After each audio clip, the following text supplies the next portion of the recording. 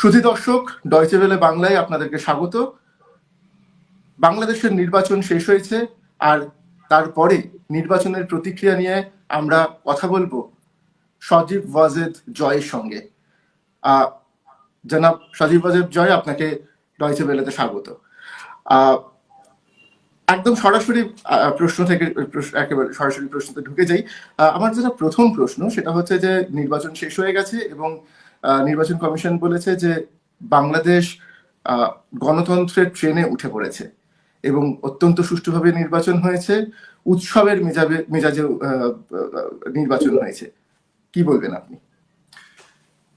এটা তো একটা সম্পূর্ণ সাজানো নির্বাচন হলো, মানে সুষ্ঠু আর উৎসবের নির্বাচন কিভাবে হয়, রাতের থেকেই আপনার ভোট কেন্দ্র দখল, রাতের থেকেই আপনার গোপন ভোট শুরু, দুই প্রার্থীদের মধ্যে তাদের মধ্যে সহিংসতা, হামলা, ভোট কেন্দ্রের উপর হামলা, এই তথ্য তো সারা রাত ধরে বেরোচ্ছে, সারাদিন ধরে বেরোচ্ছে।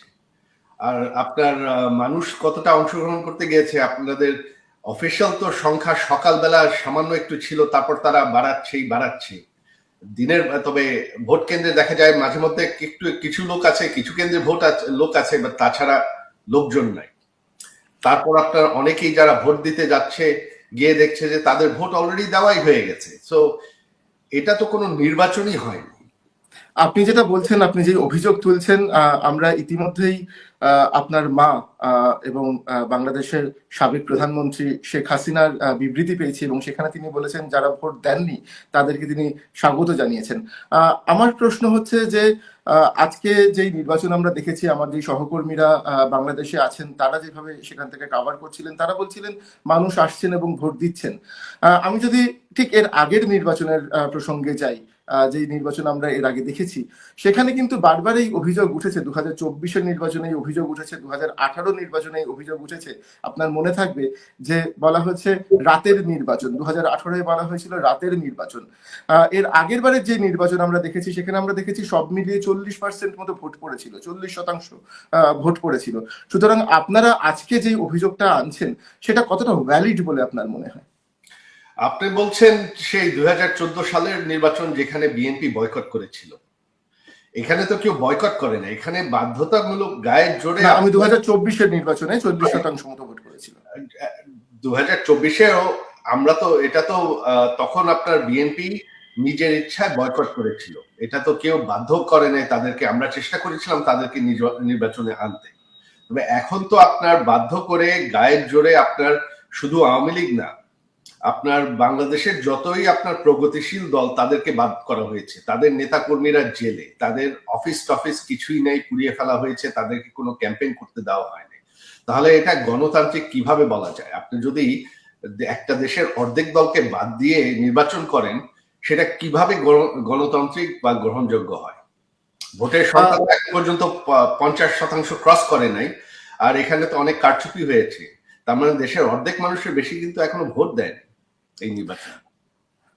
আমি সেই প্রশ্নটাই আসলে আপনাকে করছিলাম যে এর আগেও আমরা বাংলাদেশের এরকম নির্বাচন দেখেছি যেখানে 40%, 50% ভোট পড়েছে এবং তারপরে গণতান্ত্রিক সরকার তৈরি হয়েছে। সুতরাং যেই অভিযোগটা আপনাদের তরফ থেকে করা হচ্ছে যে গণতান্ত্রিকভাবে ভোট হয়নি কিংবা যথেষ্ট পরিমাণ ভোট পড়েনি, সুতরাং এই ভোটকে আপনারা মানছেন না।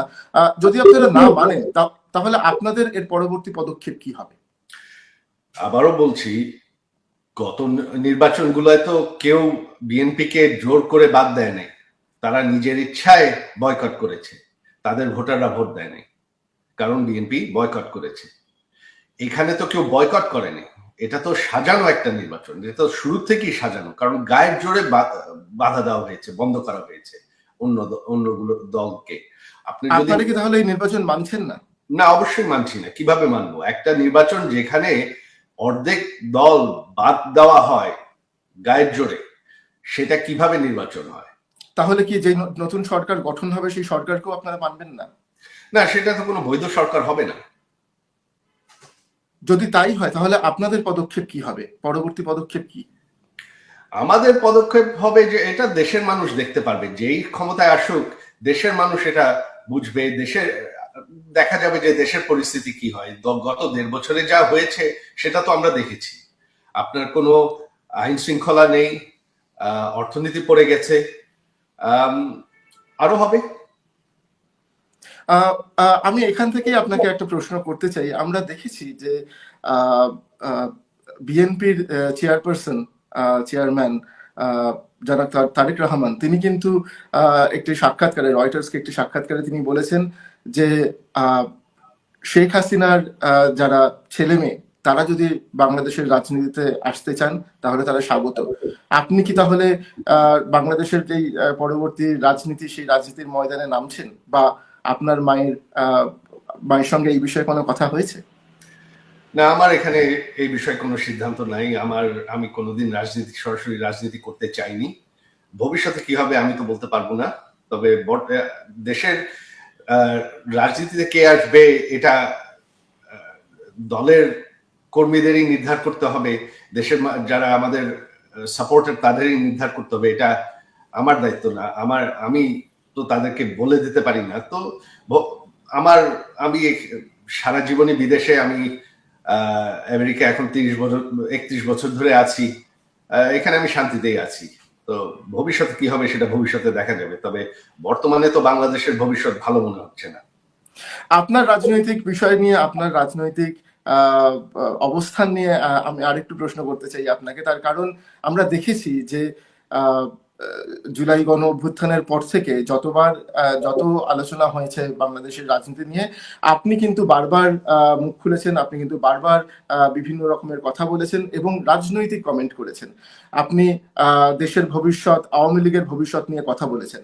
আপনি বলেছেন আপনার মা সরাসরি আর রাজনীতিতে থাকবেন না, যা নিয়ে কিন্তু আমরা দেখেছি আওয়ামী লীগের মধ্যে একটা দ্বিধা তৈরি হয়েছে, আওয়ামী লীগের মধ্যে একটা ভাব তৈরি হয়েছে। আমি এই প্রশ্ন দিল্লিতে আওয়ামী লীগের নেতাদেরকে করেছিলাম এবং তারা বলেছেন দল এমন কোনো সিদ্ধান্ত নেয়নি। আপনার কি মনে হয় যে আওয়ামী লীগের মধ্যে একটা ভাঙন তৈরি হচ্ছে? না, আওয়ামী লীগের মধ্যে ভাঙন তৈরি হবে না। আওয়ামী লীগ ঐক্যবদ্ধ আছে। আওয়ামী লীগ নির্যাতিত এখন। তো এইখানে তো আপনার ভাঙন হওয়ার প্রশ্নই উঠে না। কারণ আমাদের হাজার হাজার, গত কয়েক সপ্তাহের মধ্যেই আমাদের 20,000-এর উপর গ্রেফতার হয়েছে। গত 1.5 বছরে আমাদের হাজার হাজার নেতারা, কর্মীরা জেলে আছে এখনো কোনো বিচার ছাড়া। আর বাকিদের তো দেশ ছেড়ে, অনেকের হাজার হাজারের দেশ ছেড়ে ভেগে যেতে হয়েছে, কারণ তাদের বাড়ি ঘর পুড়িয়ে দেওয়া হয়েছে। আমার যে নিজের বাড়ি, আমার বাবার বানানো বাড়ি, সেই 40 বছর পুরানো বাড়ি, ওই বাড়ি পুড়িয়ে দেওয়া হয়েছে। তো এখন তো বাংলাদেশে কোনো গণতান্ত্রিক পরিস্থিতিই নাই। তো সেখানে রাজনৈতিক দলের কি হবে এটা এখন চিন্তা করে কোনো লাভ নেই। এটা ভবিষ্যতেই দেখা যাবে। আমি আবার আপনাকে একটা প্রশ্ন করতে চাই, যেটা আমি শুরুতেই আপনাকে যে প্রশ্ন করেছিলাম, যে আপনি এবং আওয়ামী লীগ বাংলাদেশের ভবিষ্যৎ কিরকম ভাবে দেখছে? আপনাদের মনে হয় যে এই নির্বাচনের পরে, নতুন সরকার গঠনের পরে আওয়ামী লীগ সত্যি সত্যি দেশে ফিরতে পারবে? এবং যদি ফেরে তাহলে কিরকম ভাবে ফিরবে? নতুন মোড়কে ফিরবে? নতুন প্রজন্ম আওয়ামী লীগের দায়িত্ব গ্রহণ করবে, নাকি নাকি কি হবে? আপনারা কি ভাবছেন? আওয়ামী লীগ হচ্ছে স্বাধীনতার দল আর দেশের সব থেকে পুরানো দল। আওয়ামী লীগ মুছে যাবে না। আওয়ামী লীগ ফেরার প্রশ্ন না। আওয়ামী লীগ দেশে আছে। এই দেখেন, এই নির্বাচনে দেশের অর্ধেকের বেশি মানুষ কিন্তু ভোট দেন, তারা বেশিরভাগ আওয়ামী লীগের সমর্থক। তো আওয়ামী লীগ দেশে আছে। আপনি যে নেতৃত্ব সেটা প্রশ্ন, সেটা ভবিষ্যতে দেখা যাবে। আপনি যে বলছেন আওয়ামী লীগ দেশে আছে, এখানেই আমার প্রশ্ন। আওয়ামী লীগের যারা তৃণমূল স্তরের একেবারে গ্রাসরুট লেভেলের যে কর্মীরা, তারা আমরা দেখেছি তারা দেশে আছেন। তাদের অনেকের উপরে আক্রমণ হয়েছে, সেও আমরা দেখেছি এই গত 1.5 বছরে। কিন্তু তারপরেও তারা মাটি কামড়ে পড়ে আছেন। এই যে গোটা নির্বাচনের প্রক্রিয়া, আমরা আওয়ামী লীগের যে শক্ত ঘাঁটি, সেই সমস্ত জায়গা থেকে আমরা রিপোর্ট করেছি এবং আমরা সেখানে দেখিয়েছি যে সেখানে এখনো আওয়ামী লীগের কর্মীরা তারা কিন্তু বলছেন যে তারা তাদের দলের কথা ভাবছেন, তারা তাদের দলের পাশে আছেন। অথচ আওয়ামী লীগের যারা একেবারে প্রথম সারির নেতৃত্ব, তারা কিন্তু সবাই দেশ থেকে পালিয়েছেন, অধিকাংশ তাদের দেশ থেকে পালিয়েছেন, তারা অন্য দেশে গিয়ে আশ্রয় নিয়েছেন। আওয়ামী লীগ চলছে কি করে? আপনার কি মনে হয় না যে আওয়ামী লীগকে যদি, যেটা আপনি বলছেন, রাজনৈতিক প্রক্রিয়ায় ফেরাতে হয়, তাহলে এই যেই আপনাদের যে ভোটার রয়েছে কিংবা আপনাদের যে কর্মীরা রয়েছেন, তাদের পাশে গিয়ে দাঁড়ানোর প্রয়োজন আপনাদের নেতা কর্মীদের পাশে? এখন আমাদের নেতাদের উপর যে নির্যাতন হচ্ছে, যেটা আপনি বললেন, তাদেরকে তো দেশে ফিরলে গ্রেফতার করা হবে, জেলে নেওয়া হবে, হত্যা করা হবে। গত 1 বছর 1.5 বছরে 500-র উপর আমাদের নেতাকর্মী হত্যা করা হয়েছে। তাদের মধ্যে প্রায় 35 জনের মতন পুলিশের কারাগারেই হত্যা করা হয়েছে।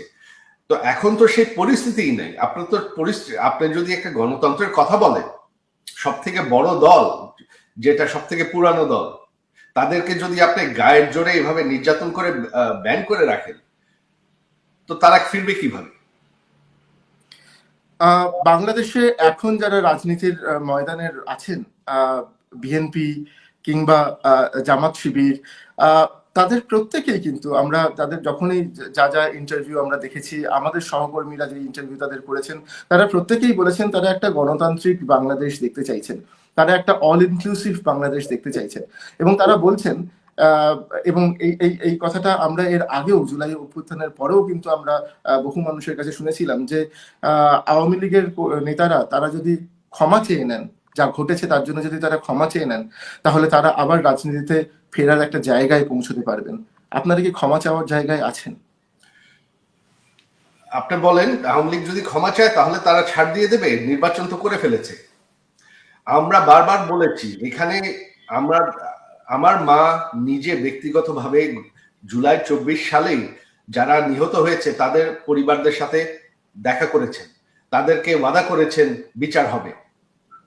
তবে আমরা একটা জুডিশিয়াল কমিটিও গঠন করেছিলাম, সেই কমিটিকে তো এই সরকার এসে বাতিল করে দিয়েছে। শুধু সেটা না, আওয়ামী লীগের তো শত শত কর্মী হত্যা হয়েছে, যারা তাদেরকে হত্যা করেছে তাদেরকে কিন্তু এই সরকার ইনডেমনিটি দিয়েছে, আইনগতভাবে ইনডেমনিটি দিয়েছে, যে যারা প্রোটেস্টার, তাদের কোনো আইন, তাদের বিরুদ্ধে কোনো আইনগত বিচার হবে না। তো আপনি এক হাতে আপনি হত্যাকাণ্ডর ইনডেমনিটি দিচ্ছেন, আরেক হাতে আপনি ক্ষমা চাচ্ছেন, ক্ষমার দাবি করছেন, সেটা কিভাবে হয় সেটা আমাকে বোঝান। যে এক সেট হত্যাকাণ্ড, সেটা একদম জায়েজ, সেটা আইনগতভাবেই জায়েজ, অথচ আপনি ক্ষমার কথা বলছেন, সেটা কিভাবে হয়? বিচার হতে হলে তো সমান সমান বিচার হতে হবে। কিন্তু আপনার কি মনে হয় না যে জুলাই আগস্ট মাসে যে ঘটনা ঘটেছিল, সেই সময় যারা সরকার ছিল, আপনার মা তখন প্রধানমন্ত্রী ছিলেন, এই গোটা বিষয়টাকে আরো অন্যরকম ভাবে, আরো মানবিক জায়গা থেকে হ্যান্ডেল করা যেত? আমাদের উপর যেভাবে নির্যাতন করা হয়েছে, এখানে তো কারো কথা বলারই সুযোগ ছিল না।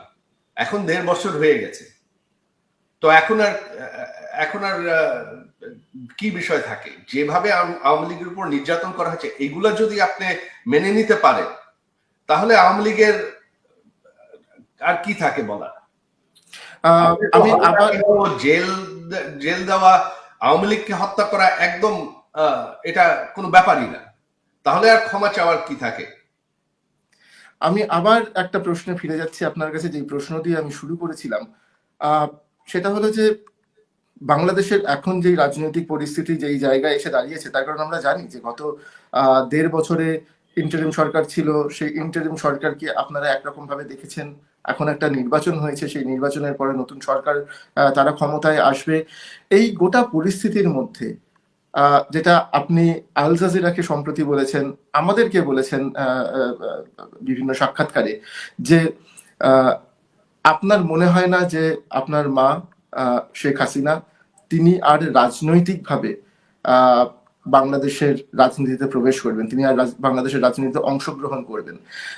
আপনি কি এখনো আপনার এই বক্তব্যে একই জায়গায় দাঁড়িয়ে আছেন? তিনি বহুত আগে রিটায়ার করতে চেয়েছিলেন, তিনি আসলে এত বছর রাজনীতি করতে চান। তো তিনি কি করবেন এটা ওনাকেই জিজ্ঞেস করতে হবে। তবে আমার আর মনে হয় না। তো সেটা আবার বলছি যে ভবিষ্যতে কি হবে আমি বলতে পারি না। তবে তিনি বহুত বছর ধরেই 2018 আগের থেকেই তিনি বলছেন তিনি রিটায়ার করতে চান।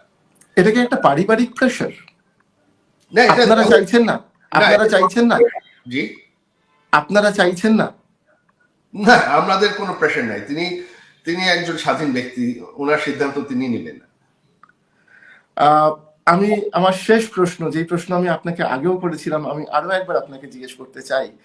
আমরা দেখেছি যে বলা যেতে পারে যে বাংলাদেশের এখন একটা নতুন অধ্যায় শুরু হয়েছে। দীর্ঘদিন ধরে আমরা দেখেছি শেখ হাসিনা তিনি ক্ষমতায় ছিলেন। আমরা দেখেছি তারেক রহমানের মা তিনি দীর্ঘদিন ক্ষমতায় ছিলেন। তিনি এই দুজনের মধ্যে বাংলাদেশের রাজনীতি দীর্ঘদিন ধরে চালিত হয়েছে। আহ, খালেদা জিয়া এখন আর নেই, তিনি মারা গেছেন। তারেক রহমান তার পরবর্তী প্রজন্ম ক্ষমতায় এসছেন, রাজনীতিতে এসছেন, বাংলাদেশের রাজনীতিতে যোগ দিয়েছেন। আপনারা কি, আপনি আপনি বা আপনার বোন, আপনারা কি বাংলাদেশের রাজনীতিতে কোনোভাবে যাওয়ার কথা ভাবছেন? না, আমাদের সেরকম কোনো চিন্তা নেই। তবে বাংলাদেশে এখন ভবিষ্যৎ কি হবে, আপনি যেটা বললেন যে হ্যাঁ আওয়ামী লীগ যে এত বছর ক্ষমতায় ছিল, তার আগে আওয়ামী লীগ বিএনপি দুদলই ক্ষমতায় ছিল। তবে একটা জিনিস বাংলাদেশের মানুষ বুঝে, অলরেডি বোঝে, এবং আরো ভবিষ্যতে দেখা যাবে যে আওয়ামী লীগের যে 16-17 বছর, এটা যে অর্থনৈতিক অগ্রগতি, উন্নয়ন, আইন শৃঙ্খলা, জঙ্গিবাদের বিরুদ্ধে যে শক্তিশালী অবস্থান, এরকম শান্তিপূর্ণ সময়, এরকম অর্থনৈতিক উন্নয়ন বাংলাদেশের ইতিহাসে কোনোদিন হয়নি। আর এটা বাংলাদেশের মানুষ আরো গত 1.5 বছর টের পেয়েছেই। এখন যেই সরকারই আসুক, আগামীতে দেখা যাবে, কারণ আওয়ামী লীগের রেকর্ড কেউ ম্যাচ করতে পারবে না। যদি এরকম পরিস্থিতি তৈরি হয় যে যারা যারা আওয়ামী লীগের যেই নেতারা অলরেডি কনভিক্টেড বা যাদের বিরুদ্ধে বিভিন্ন অভিযোগ রয়েছে, যারা দেশের বাইরে বা বাংলাদেশের জেলে যারা আছেন, তাদেরকে বাদ দিয়ে নতুন প্রজন্মের আওয়ামী লীগ তৈরি করতে হয়, নতুন প্রজন্মের আওয়ামী লীগ, নতুন নেতৃত্ব যদি সামনে নিয়ে আসতে হয়, আপনার কি সাজেশন থাকবে সেক্ষেত্রে? সেটা দলের বিষয়। আপনার অন্যান্য দলে তো কি এটা মানে এটা দলের বিষয়। আওয়ামী লীগ একটা গণতান্ত্রিক দল। আওয়ামী লীগের নেতৃত্ব কে দেবে সেটা আওয়ামী লীগ নির্ধারণ করবে। এটা আমি বলে দিতে পারবো না। অনেক ধন্যবাদ আমাদের সঙ্গে কথা বলার জন্য, আমাদেরকে সময় দেওয়ার জন্য। ভালো থাকবেন। অনেক ধন্যবাদ।